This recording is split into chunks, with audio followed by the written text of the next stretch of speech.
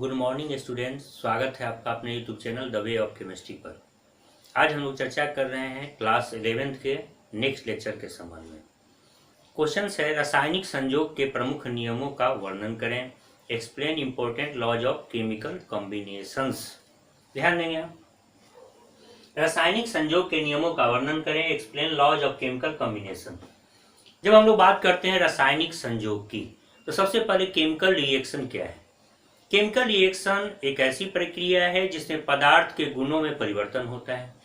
Chemical reaction अर्थात रासायनिक अभिक्रिया के दौरान कई पदार्थ आपस में जुड़ते भी हैं, अर्थात साथ में संयोग होता है। ये जो जुड़ने की प्रक्रिया है, इसके संबंध में जो नियम बनाए गए, इन्हीं नियमों को हम लोग कहते हैं रासायनिक संयोग का नियम। प्रमुख रासायनिक संयोग के जो नियम है, इनकी आज हम लोग चर्चा करेंगे।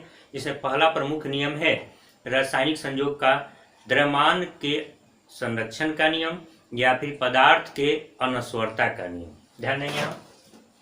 पदार्थ के अनस्वरता का नियम या द्रव्यमान संरक्षण का नियम, law of conservation of matter. यह जो नियम है, इस नियम की चर्चा की थी एक महान वैज्ञानिक ने, जिन्हें हम लोग लवाजे या लेवोजियर कहते हैं।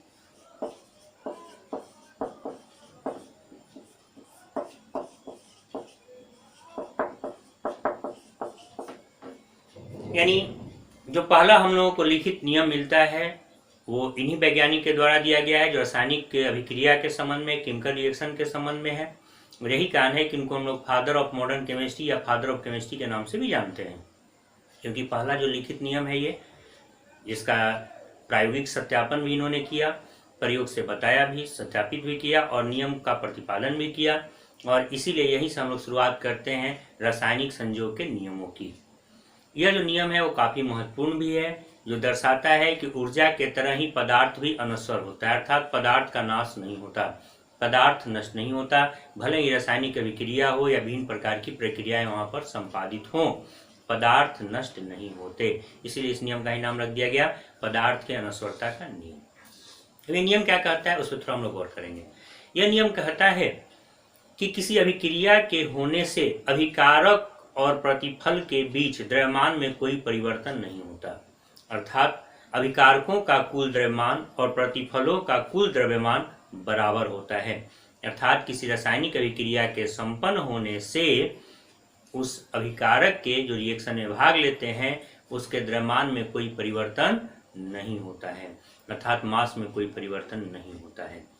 तो केमिकल रिएक्शन के दौरान जो भी अभिकारक हम लोग लेते हैं, उनका कुल द्रव्यमान अर्थात कुल मास, और जो भी प्रतिफल बनता है उसका कुल द्रव्यमान अर्थात कुल मास बराबर होता है, ऐसा यह नियम कहता है।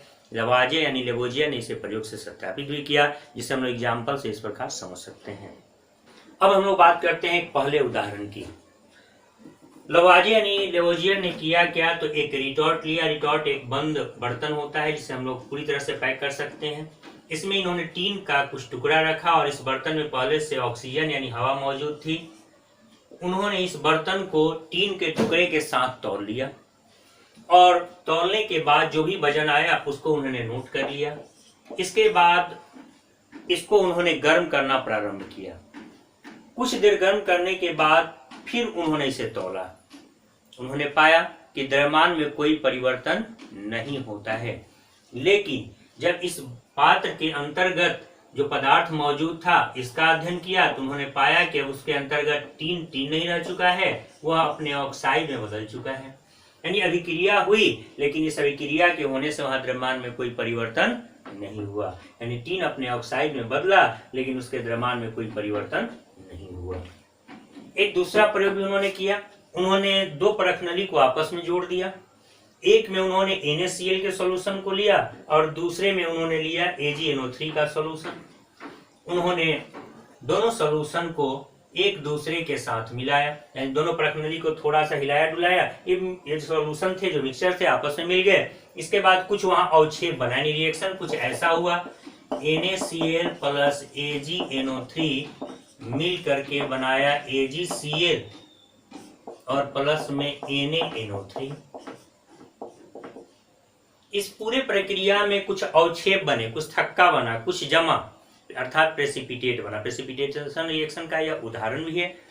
लेकिन रिएक्शन होने से जो पहले का इसका द्रव्यमान था और बाद का द्रव्यमान था, इसमें कोई परिवर्तन नहीं हुआ। अर्थात लेवोजियर ने क्या किया, तो उन्होंने दो परखनली लिया, दोनों परखनली में अलग अलग इनेसियल सोल्यूशन और सिल्वर नाइट्रेट सोल्यूशन को लिया। इन दोनों का जो वजन था उसको उन्होंने माप लिया, नोट कर लिया, और दोनों परखनली को हिलाया डुलाया। दोनों जो सोल्यूशन थे आपस में मिल गए। मिलने के बाद कुछ वहां पर थक्का बना, प्रेसिपिटेट बना, और ये प्रेसिपिटेट सिल्वर क्लोराइड का था, यानी कुछ परिवर्तन हुआ, ऐसा उन्होंने अवलोकन किया।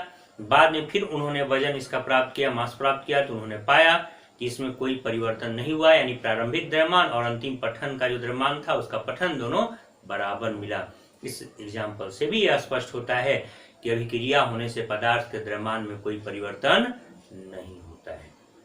इससे क्या जानकारी हम लोग को मिली, यदि कोई रासायनिक अभिक्रिया संपन्न होती है तो अभिकारकों का कुल द्रव्यमान और प्रतिफलों का कुल द्रव्यमान समान होता है, अर्थात बराबर होता है। और यही द्रव्यमान के संरक्षण का पहला नियम कहता है कि द्रव्यमान संरक्षण का जो नियम है वो कहता है कि अभिक्रिया होने से द्रव्यमान में कोई परिवर्तन नहीं होता, अर्थात पदार्थ की मात्रा नष्ट नहीं होती। और ये नियम किसने दिया, लवोजियर अर्थात लेवोजियर ने। यही रासायनिक संयोग का प्रथम नियम भी कहलाता है। अर्थात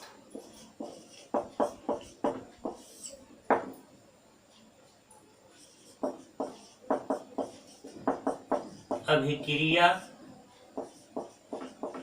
संपन्न होने के दौरान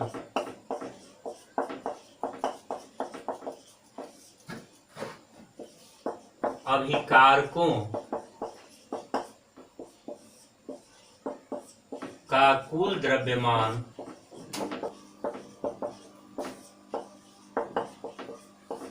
और प्रतिफलों का कुल द्रव्यमान बराबर होता है।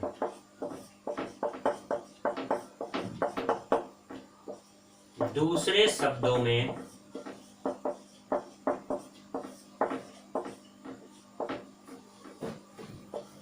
पदार्थ अनश्वर होता है,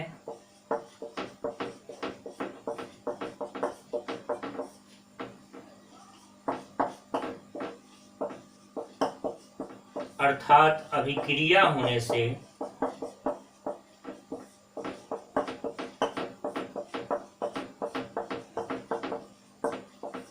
पदार्थ नष्ट नहीं होता है। अर्थात इस नियम के अनुसार पदार्थ नश्वर होता है, नष्ट नहीं होता यदि कोई रासायनिक अभिक्रिया संपन्न होती है। According to this law, during a chemical reaction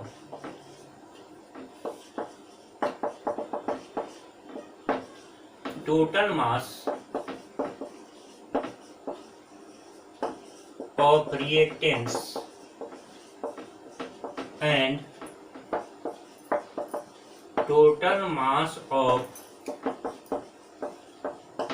products are same.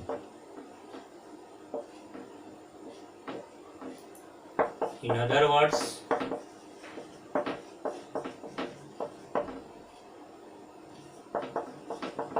during a chemical reaction,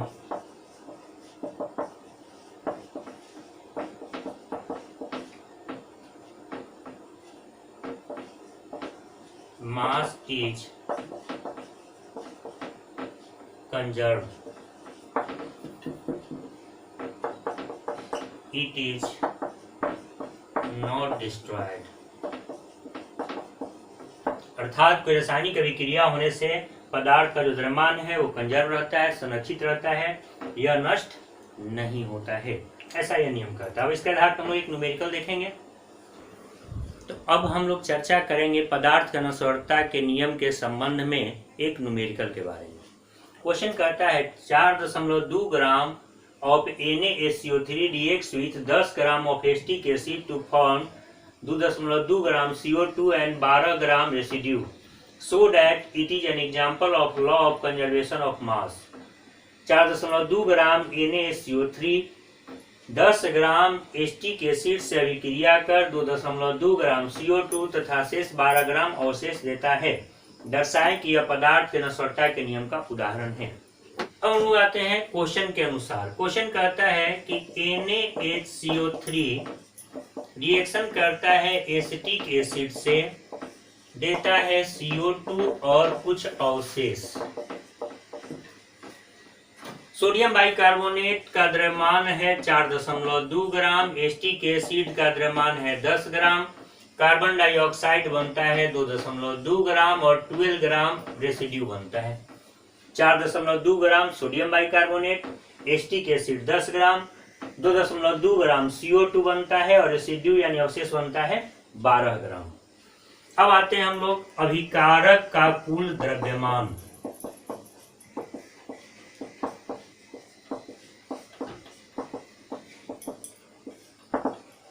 अभिकारक यहाँ दो हैं, एक का द्रव्यमान है 4.2 ग्राम और दूसरे का द्रव्यमान है 10 ग्राम। टोटल द्रव्यमान हो गए 14.2 ग्राम। अब हम लोग आते हैं प्रतिफल यानी प्रोडक्ट का कुल द्रव्यमान।